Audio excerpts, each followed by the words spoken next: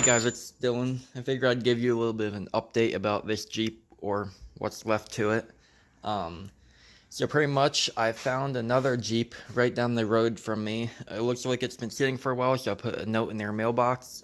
And they said that they would sell it for like really, really cheap. So I'm gonna go over there tomorrow and buy it. The only problem is it has a blown engine, but it has no rust or anything like that. So I'm gonna be taking the engine out of this and putting it in that Jeep, along with the suspension, tires. I'll take off the boat sides. I'll grind them off and weld them onto it. Maybe, I'm not sure yet. I'll just keep them in my shed for a little bit till I decide what to do with it, since, I kind of don't want to cut up a good rust-free Jeep to put in the boat sides. So, yeah, I'll see what I'll do then. So I got the tires off here, I got the grill off, the front bumper and winch and all that stuff. Some of the other just random things I'm going to keep to put on my other Jeep, like the AC delete thing, since I just have a compressor hooked up with no lines attached, so I figure I'd just throw that on my green Jeep. Same with like a PCV hose and things like that. And here's pretty much everything I got off so far. What's in here? Wipers, like in mint condition, pretty much brand new. They're like the Rain-X ones. They're floppy. They work really good. Got some LED lights. The housing's really foggy, but I'm gonna try to clean it up some. I don't think I can take off the frame stiffeners. I'll just leave them on when I either scrap or sell the body if anybody wants it for the cage.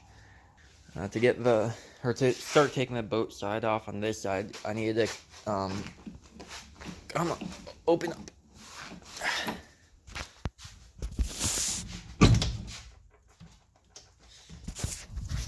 Yeah, that door doesn't really like me. I needed to cut this out of the way, to get to it. And under here, like, I didn't see anything, really when I took this off and grinded it and everything. And then I looked closer. There's a bottle of transmission fluid just like chilling back here. It's half full still, so I'll just keep that there. Close that little compartment. Yeah. Got the front and back bumper off. Some of the other stuff on the front. Some bumper unibody tie-ins. One tail light, the other one was shattered, which kind of the same time that all of this happened over here. I'm trying to get his bumper over to the other. Trying to get his bumper over to the other. This garage here just keeps. Oh, I just keep slipping. Whoops. I'm done. Battery, the center console lid, I'll try to sell that. Broken axle shafts, I'll be going to the scrapyard. I got the visor, I don't know where it went. I put it up there. I'm gonna try to fix it with some fiberglass body filler. Hopefully I'll be able to fix it and put it on the other Jeep.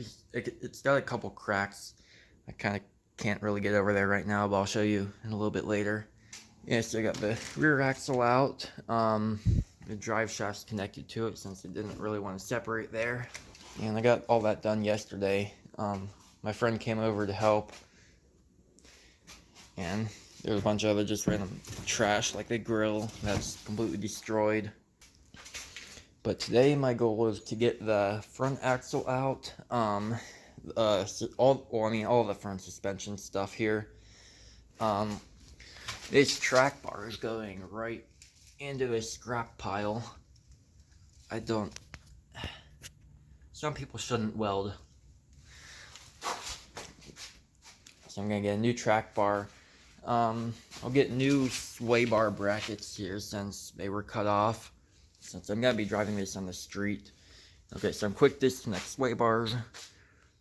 And I need a new track bar bracket anyway, since that's welded onto the unibody stiffener that's welded onto the unibody. So that won't be coming off.